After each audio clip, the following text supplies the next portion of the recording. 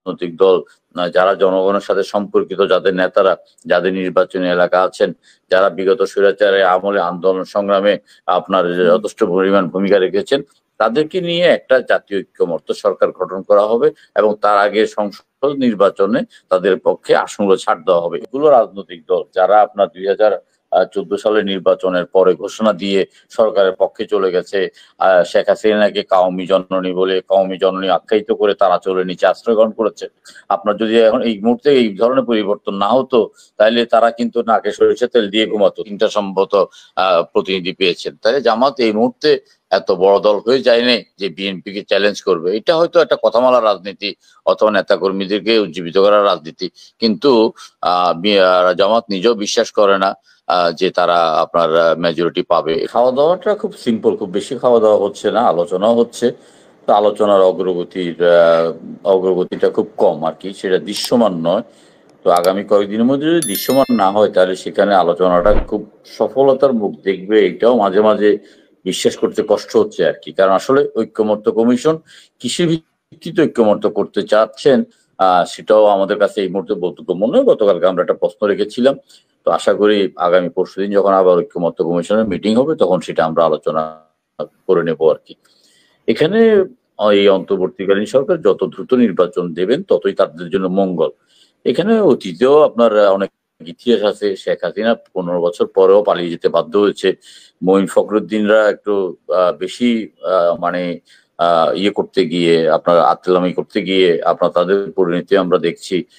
মঈন ফখরুদ্দিন যে গুহায় লুকিয়ে আছে, সেই গুহা থেকেও তারা জুমার নামাজ অথবা জানাজার নামাজ পড়ার জন্য তারা বেরোতে পারে না। উদাহরণ তো আমাদের কাছে অনেকগুলোই আছে। বাংলাদেশের মানুষকে খুব আন্ডারমাইন্ড করে লাভ নেই। এখানে আপনার কিংস পার্টি কোয়ালিশন সরকার করবে, পরবর্তীকালে একটা হিডেন পার্টি যেটা আছে আপনার, সেই হিডেন পার্টি আবার রাষ্ট্রীয় ক্ষমতায় আসবে। ব্যাপারটা খুব সহজ নয় আর কি। এখানে বিএনপি সুদীর্ঘ প্রায় 47 বছর পর্যন্ত আপনার একটা পর্যায়ে এসে এই দলটা বা এই পর্যায়ে আসছে, যে দলের অবস্থানটা এখন একেবারে তৃণমূল পর্যায়ে। তার সাথে বিএনপি এখন যেটা করার চিন্তা করছে, যে সংসদটাকে একটা রিচ সংসদ করার জন্য বিভিন্ন রাজনৈতিক দলগুলোর সাথে একটা আলোচনা করছে এবং একটা সমঝোতার ভিত্তিতে একটা নির্বাচন হবে। সেই নির্বাচনে বিএনপির পক্ষ থেকে সর্বোচ্চ সংখ্যক আসন ছাড় দেওয়া হবে এবং রাজনৈতিক দলগুলো যারা আছেন তাদের প্রতিনিধি নির্বাচিত হয়ে সংসদে কথা বলতে পারেন। এটা কিন্তু আপনার একটা পিআর এর একটা বিকল্প পদ্ধতি আর কি।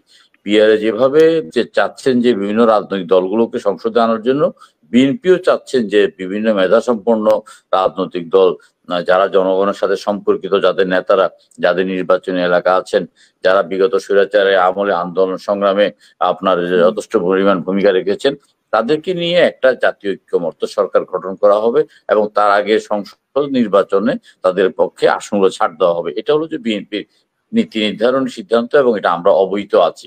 সুতরাং আমরা মনে করি যে আমরা যারা ছোট রাজনৈতিক দলগুলো আছে, আমরা একটা জোট করে আমরা নির্বাচন করতে পারি। এখানে একাধিক জোট হওয়ার সম্ভাবনা আছে। ইসলামী একটা জোট হওয়ার সম্ভাবনা আছে। তারপর এখানে এনসিপি কে নিয়েও একটা সম্ভাবনা আছে।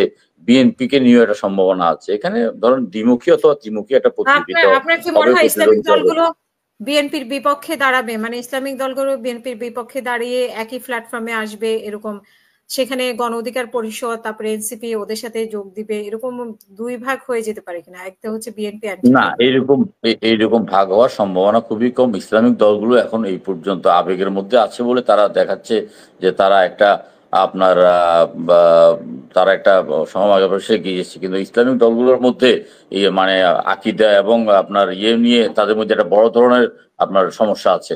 তাদের মধ্যে বড় ধরনের একটা মতদ্বৈধতা আছে। এই মতদ্বৈধতা শুধুমাত্র তারা আপনার এই যে সংসদ নির্বাচন উপলক্ষেই তারা তাদের মতদ্বৈধতা কেটে ফেলবে, এটা আমার কাছে মনে হচ্ছে না আর কি।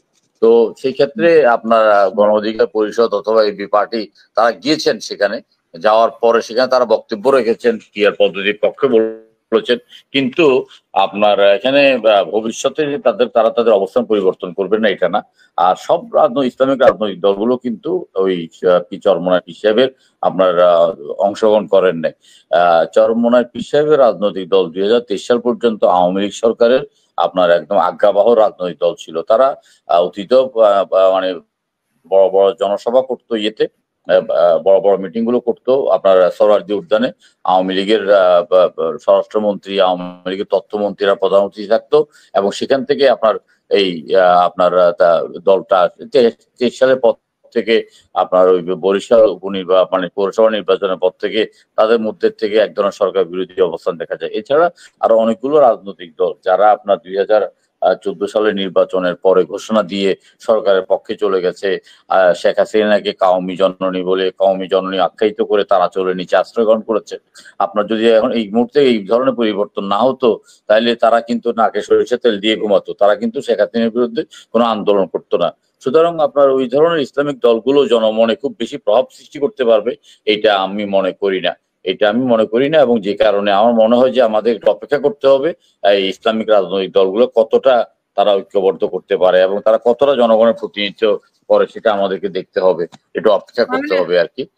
জামাত ইসলাম তো বিএনপিকে চ্যালেঞ্জ করছে অনেক জায়গায় যে তারা ক্ষমতায় আসবে, এরকমও বলছে যে বিএনপিকে মানে টেক্কা দেওয়ার মতো অবস্থা তাদের আছে, সেরকমও অনেক ক্ষেত্রে মানে বলছে বা সেরকম দেখাচ্ছে।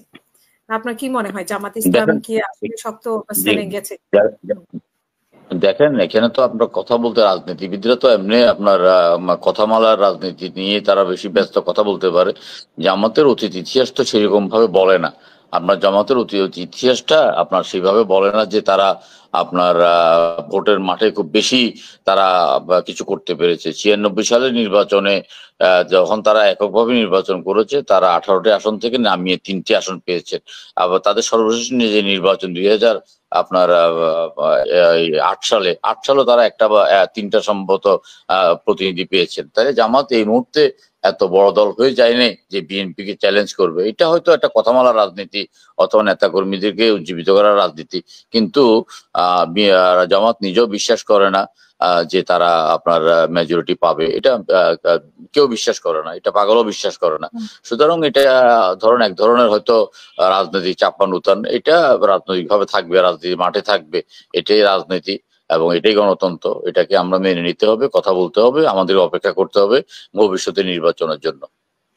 কার্যকর ভূমিকা পালন করতে পারছে না, একেবারেই নাজুক পরিস্থিতি, দেশের অর্থনীতি ভালো নয়, আপনার দেশের আমলাতন্ত্র ভালো অবস্থানে নেই, আপনার বিভিন্ন রকম সংকট সৃষ্টি হচ্ছে এবং সংকট উত্তরণের জন্য সরকারের পক্ষে যে পদক্ষেপ নেওয়া হচ্ছে সেগুলো আপনার যথাযথ নয়। সুতরাং আমি মনে করি যে বর্তমান সরকার তাদের নিজেদের অবস্থান বোঝা উচিত এবং বুঝে যত দ্রুত একটা নির্বাচন দিয়ে তারা জনগণের ক্ষমতা জনগণের কাছে ফিরিয়ে দেবে ততই মঙ্গল।